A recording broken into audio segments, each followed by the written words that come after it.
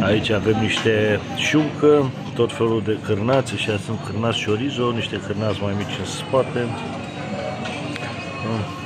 cartofi prăjiți, roșii la cuptor, ouă de astea amestecate așa, ouă fierte, acolo în oală este niște fasole.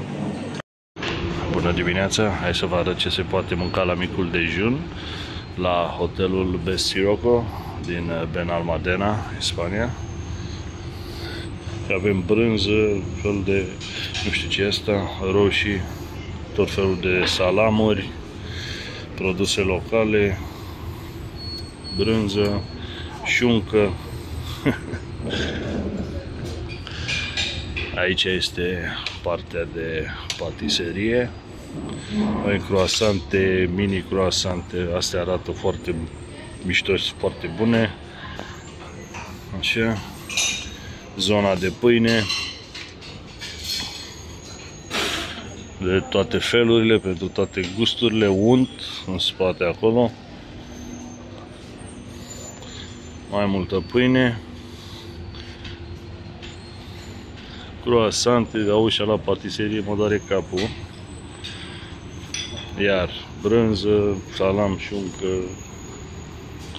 Asta e de la jambon de la crud, altfel de salam, roșii, pastă de roșii. Aici avem pateu, crema de brânză. Asta e un fel de cremă de cârnați de ai lor locali.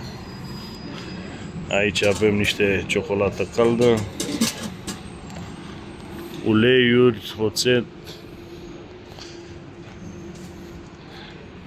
Aici sunt niște siropuri de toate felurile, fructe, tot felul de fructe, niște compot, iaurt, mai multe sosuri aici, cereale, 4 bidoane de astea, tot felul de cereale, niște cacao.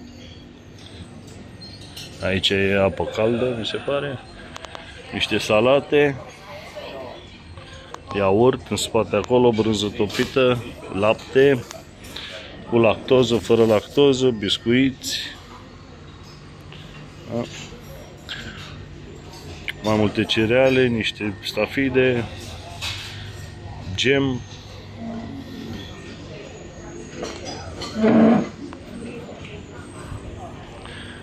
Cam asta ar fi micul dejun aici la hotel. Mai multe fructe, siropuri. Este un prăjitor de pâine acolo, aparatul de cafea.